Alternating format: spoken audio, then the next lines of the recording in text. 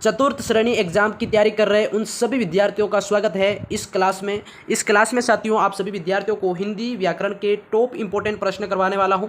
जो विद्यार्थी चतुर्थ श्रेणी एग्जाम की तैयारी कर रहे हैं साथियों, 19 सितंबर वाले पेपर के अंदर हूबहू आपके हिंदी व्याकरण के ये क्वेश्चन एग्जाम के अंदर देखने को मिलेंगे। तो सभी विद्यार्थी जुड़ जाओ, 30 नंबर आज की इस क्लास में से आप कवर कर सकते हैं। प्यारे विद्यार्थियों, देखो एग्जाम के लिए आपको वही पढ़ना चाहिए जो एग्जामिनर आपको पूछे, है ना। तो इस क्लास के अंदर आप सभी को बहुत ही खास कंटेंट आपको दिया जा रहा है, तो वीडियो को लाइक कर देना, चैनल को सब्सक्राइब कर लेना। सभी विद्यार्थी जो भी नए विद्यार्थी जुड़ रहे हैं सब्सक्राइब करते रहना। चलिए शुरू करते हैं आज की ये क्लास। सभी विद्यार्थियों के सामने पहला प्रश्न साथियों यहाँ पे पूछा गया। देखो, वे क्रियाएं जो संज्ञा या विशेषण से बनती है कहलाती है, बताइए। संयुक्त क्रिया कहलाती है या वर्तमान कालिक क्रिया या फिर नाम धातु क्रिया या फिर सकर्मक क्रिया, बताइए। काफ़ी इंपॉर्टेंट क्वेश्चन है। फर्स्ट क्वेश्चन का आंसर देना है सभी साथियों को। देखो यहाँ पे बताना है कि जो संज्ञा और विशेषण से बनती है वे क्रियाएं क्या कहलाती है। काफ़ी इंपॉर्टेंट क्वेश्चन है प्यारे स्टूडेंट, इसका जवाब सभी विद्यार्थियों को देना है। और देखो याद रखना, जो क्रियाएं संज्ञा या सर्वनाम या फिर विशेषण शब्दों या फिर प्रत्यय से जोड़कर बनाई जाती है उन्हें क्या कहते हैं साथियों, उन्हें कहते हैं। काफ़ी इंपॉर्टेंट है यहाँ पे सभी विद्यार्थियों, अगर आ रहा है तो यहाँ पे कमेंट सेक्शन में आपको आंसर देना है। और यहाँ पे देखो नाम धातु क्रियाएं कहते हैं, क्या कहते हैं, नाम धातु क्रियाएं कहते हैं। और सी ऑप्शन यहाँ पे सभी विद्यार्थियों को राइट करना है। इंपॉर्टेंट क्वेश्चन राइट हो जाएगा, ठीक है। अगला क्वेश्चन नंबर 17 पूछा गया, बहुत ही अच्छा सवाल है। किस वाक्य में जो प्रेरणार्थक क्रिया है, तो किस वाक्य में प्रेरणार्थक क्रिया है। कपिल कभी का उठ चुका है, किसान खेत के सूखे पेड़ कटवा चुका है, या फिर हमें खूब मेहनत करनी चाहिए, या फिर शिक्षक विद्यार्थियों को पढ़ने की प्रेरणा देता है। प्यारे विद्यार्थियों, आप बताइए मुझे इसमें से कि कौन सा जो वाक्य है वो एक प्रेरणार्थक क्रिया जिसमें बता रखी है, तो वो बताओ जल्दी से। क्वेश्चन 17 का जो आंसर होगा, बहुत ही अच्छा क्वेश्चन है। और यहाँ पे जो प्रेरणार्थक क्रिया है वो है कि किसान खेत के जो सूखे पेड़ कटवा चुका है, ये क्या है साथियों, इसमें प्रेरणार्थक क्रिया है। और आपका यहाँ पे बी वाला जो ऑप्शन है सभी स्टूडेंट का राइट आंसर हो जाएगा। और इंपॉर्टेंट क्वेश्चन है, एग्जाम के अंदर हूबहू ये सवाल आपको देखने को मिलेगा स्टूडेंट। हाँ जी, अगला क्वेश्चन यहाँ पे 18 पूछा गया। देखो सवाल को पढ़ो। किस वाक्य में क्रिया सकर्मक रूप से प्रयुक्त हुई है, तो ऐसा कौन सा वाक्य है जिसमें जो क्रिया है वो सकर्मक रूप से प्रयुक्त हुई है स्टूडेंट। तो वह अभी तक सो रहा है, बच्चा बहुत देर से रो रहा है, और धावक मैदान में दौड़ रहा है, और वह पतंग उड़ा रहा है। जल्दी से अब इन वाक्यों में से आपको बताना है कि जिसमें क्रिया सकर्मक रूप से प्रयुक्त हुई है, तो वो वाक्य कौन सा हो जाएगा। बिल्कुल, देखो यहाँ पे सकर्मक रूप से, यानी कि इसमें पतंग एक आपका क्या है इसमें साथियों, ये वाला पतंग उड़ा रहा है ना। तो पतंग आपका एक कर्म है, इसलिए यहाँ पे सकर्मक रूप से प्रयुक्त हुई है, तो वह पतंग उड़ा रहा है, जो कि आपका साथियों डी ऑप्शन यहाँ पे सभी स्टूडेंट का राइट आंसर हो जाएगा, ठीक है। बिल्कुल सभी विद्यार्थियों को समझ में आ रहा होगा, और वीडियो पसंद आ रहा तो लाइक, चैनल को सब्सक्राइब करते रहना। अगला क्वेश्चन नंबर 19 पूछा गया। प्यारे स्टूडेंट, बहुत ही अच्छा सवाल है कि किस वाक्य में क्रिया अकर्मक रूप से प्रयुक्त हुई है। देखो सकर्मक पूछा तो यहाँ पे अकर्मक भी आपको पूछ लिया साथ में। हाँ जी, क्वेश्चन 19 की बात कर रहे हैं। यहाँ पे अकर्मक रूप से प्रयुक्त हुई है, तो यहाँ पे बताना भाई, वह बिना बात के ही हंस रही है, मतलब इसमें कोई ये नहीं हो रहा है ना, तो ये बिना बात के हंस रही है। प्यारे स्टूडेंट, क्वेश्चन 19 का जो है, जिस वाक्य में कर्म ना हो वह क्रिया अकर्मक क्रिया होती है। क्या होती है, अकर्मक क्रिया होती है। और आपका यहाँ पे साथियों ए वाला जो ऑप्शन है बहुत ही अच्छा इंपॉर्टेंट आंसर हो जाएगा सभी का, ठीक है। हाँ जी, अगला क्वेश्चन यहाँ पे 20वां पूछा गया, बहुत ही अच्छा सवाल है। देखो किस वाक्य में संयुक्त क्रिया का प्रयोग नहीं हुआ है, बताओ। लुटेरे ने पूरे क्षेत्र को लूट लिया, मैं नहाकर कार्यालय जाऊंगा, वह सारा खाना खा गया, या फिर बादलों के कारण चांद नहीं दिखाई दिया। आप बताओ, यहाँ पे संयुक्त क्रिया का प्रयोग नहीं हुआ है, तो वो ऐसा वाक्य कौन सा हो जाएगा। सभी विद्यार्थी फटाफट से क्वेश्चन 20 का आंसर देंगे भाई। बिल्कुल, यहाँ पे संयुक्त का जो क्रिया का यूज नहीं हुआ है, तो वो वाक्य है साथियों यहाँ पे, मैं नहाकर कार्यालय जाऊंगा, जिसमें कोई संयुक्त क्रिया का यूज नहीं हुआ है। और बी ऑप्शन सभी विद्यार्थियों का यहाँ पे राइट आंसर हो जाएगा। सभी विद्यार्थी बी ऑप्शन यहाँ पे लॉक करेंगे, ठीक है। बिल्कुल, अगला क्वेश्चन 21 पूछा गया, बहुत ही अच्छा सवाल है। सभी विद्यार्थी ध्यान से पढ़ेंगे कि किस विकल्प में क्रिया द्विकर्मक रूप से प्रयुक्त हुई है, तो कौन सा विकल्प है साथियों। अध्यापक ने विद्यार्थियों को पाठ पढ़ाया, वह सुबह पढ़ाई करता है और शाम को खेलता है, और मैं बाजार से सब्जी और फल खरीद लाया, मदारी के करतब देखकर दर्शक खूब हंसे। अब बताओ यहाँ पे द्विकर्मक रूप से कौन सी द्विकर्मक रूप से यहाँ पे क्रिया प्रयुक्त हुई है। 21 वाले क्वेश्चन की बात कर रहे हैं यहाँ पे। बहुत ही अच्छा क्वेश्चन है साथियों यहाँ पे।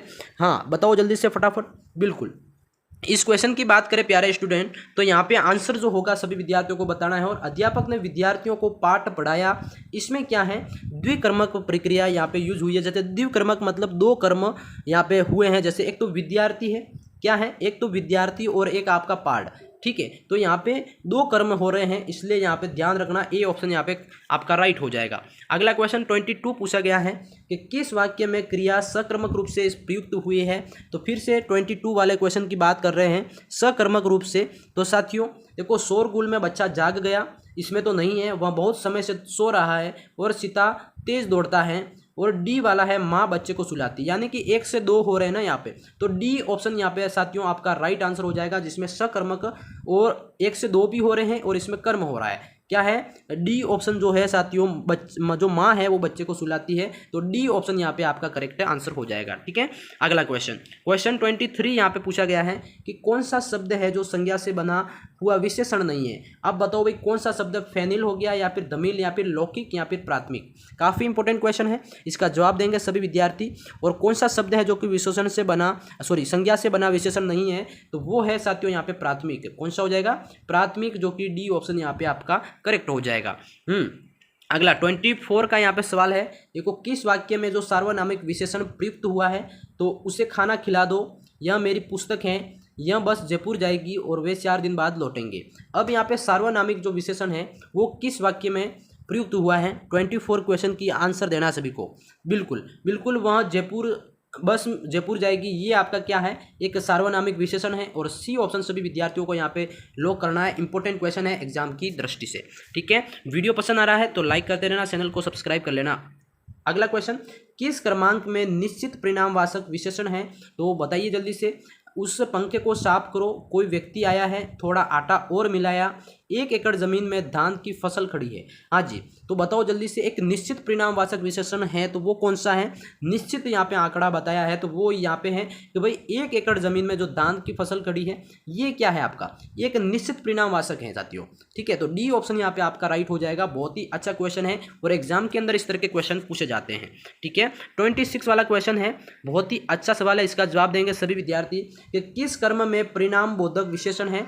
तो किस क्रम में परिणाम बोधक विशेषण है प्यारे स्टूडेंट। आज मैंने अधिक केले खा लिए, उस पुस्तक को पढ़ो, राम 2 लीटर दूध पी गया और श्याम 5 केले खा गया। साथियों 26 वाले क्वेश्चन की बात कर रहे हैं। इस क्वेश्चन का जो आंसर होगा, यानी कि परिणाम बोधक जो विशेषण है, तो वो कौन सा हो जाएगा इसमें। बिल्कुल साथियों, यहाँ पे परिणाम बता रहा है कि 2 लीटर दूध पी गया, यानी कि सी ऑप्शन जो है आपका एक परिणाम बोधक विशेषण है इसमें। और सी ऑप्शन आप सभी स्टूडेंट का करेक्ट हो जाएगा, ठीक है। बिल्कुल अगला क्वेश्चन यहाँ पे 27 वाला सवाल पूछा गया कि किस क्रमांक में संकेतवाचक विशेषण नहीं है। बताइए जल्दी से। उस गाय को चारा डालो, थोड़ा भोजन करो, यह लड़का सुंदर है और वह गर्द यहाँ नहीं है। बताओ जल्दी से, संकेतवाचक विशेषण कौन सा होगा। 27वें की बात कर रहे हैं, क्वेश्चन 27। देखो, थोड़ा भोजन करो, जिसमें आपका क्या है साथियों, ये वाला जो बी वाला ऑप्शन है, जिसमें आपका कोई संकेत नहीं है। बाकी गाय को चारा डालो, इसमें भी है, यह लड़का मतलब किसी की और कह रहे हैं, इसमें भी संकेतवाचक विशेषण है। और वह घर अब यहाँ नहीं है, मतलब ये किसी और की बात हो रही है, संकेत की बात हो रही है। तो सभी संकेतवाचक है, जबकि बी वाला यहाँ पे संकेतवाचक विशेषण नहीं होगा, ठीक है। अगला क्वेश्चन साथियों 28वां पूछा गया।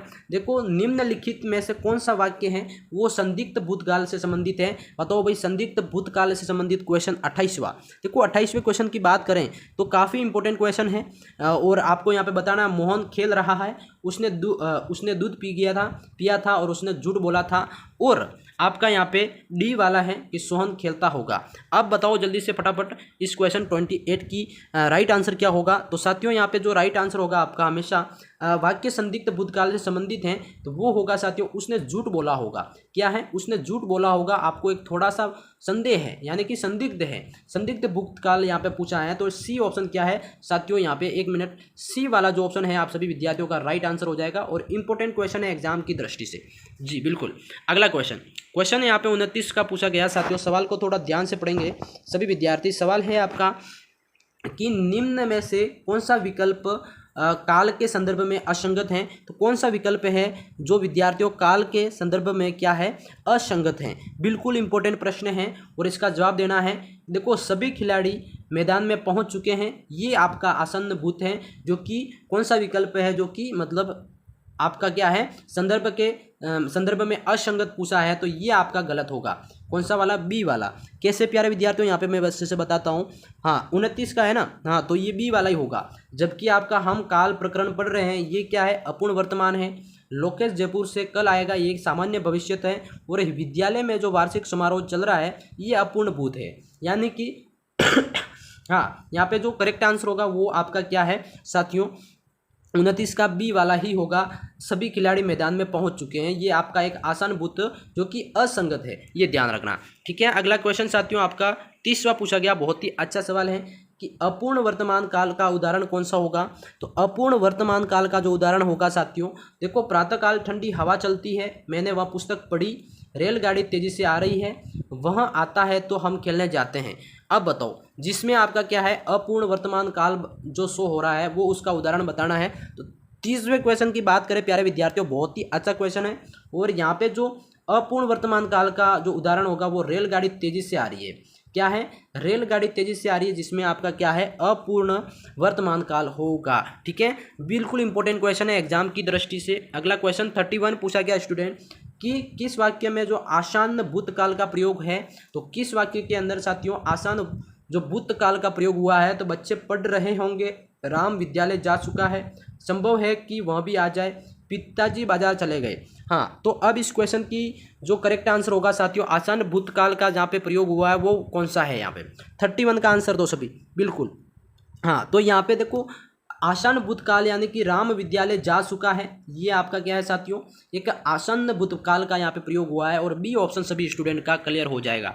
अगला क्वेश्चन बिल्कुल साथियों, यहाँ पे देखो रिद्धिश क्या है सवाल, यहाँ पे रिद्धिश घर पहुंच चुका है, इसमें कौन सा काल है, आसान भूत है, पूर्ण भूत है, या फिर अपूर्ण भूत, या फिर संदिग्ध भूत। 32 क्वेश्चन, बिल्कुल इंपॉर्टेंट प्रश्न है साथियों। रिद्धिश घर पहुंच चुका है यानी कि फाइनल है ना, वो पहुंच चुका है, तो इसमें साथियों आपका पूर्ण भूत होगा। क्या होगा, पूर्ण भूत होगा। सभी स्टूडेंट अपना बी वाला जो ऑप्शन है यहाँ पे लॉक करेंगे, और बहुत ही अच्छा क्वेश्चन है, एग्जाम के अंदर पूछा जाएगा।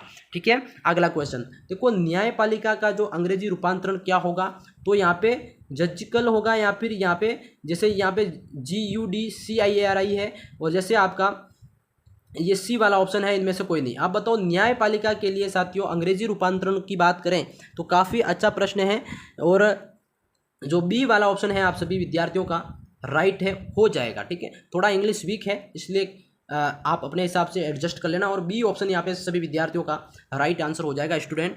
अगला क्वेश्चन यहाँ पे आपका 34 पूछा गया, बहुत ही अच्छा क्वेश्चन है कि सही सुमेलित जोड़े का यहाँ पे चयन करना है। सही सुमेलित जोड़ा यहाँ पे कौन सा है, बिल्कुल इंपॉर्टेंट प्रश्न है भाई। किक बैक यानी कि परोक्ष संकेत, या फिर लेक्सिटी यानी कि अतिशय, या फिर लाप्स यानी कि व्यपगत होना, या फिर लीच यानी कि यहाँ पट्टाधारी। बताओ जल्दी से, काफ़ी इंपॉर्टेंट प्रश्न है। और सही सुमेलित जोड़ा यहाँ पे कौन सा हो जाएगा, तो बहुत ही अच्छा प्रश्न है साथियों। इस क्वेश्चन का जो आंसर होगा सी वाला, जो कि क्या है आपका, ये व्यपगत होना, यानी कि जो सी वाला जो ऑप्शन है इस क्वेश्चन का करेक्ट आंसर हो जाएगा स्टूडेंट। ठीक है, अगला और लास्ट क्वेश्चन आपका यहाँ पे है कि कौन सा जोड़ा यहाँ पे असुमेलित है। तो साथियों लीडर यानी कि खाता बही होगा, लीगल यानी कि वैध, लॉबिंग यानी कि पक्ष जुटाए, या फिर लाइसेंस यानी कि ज्ञापन।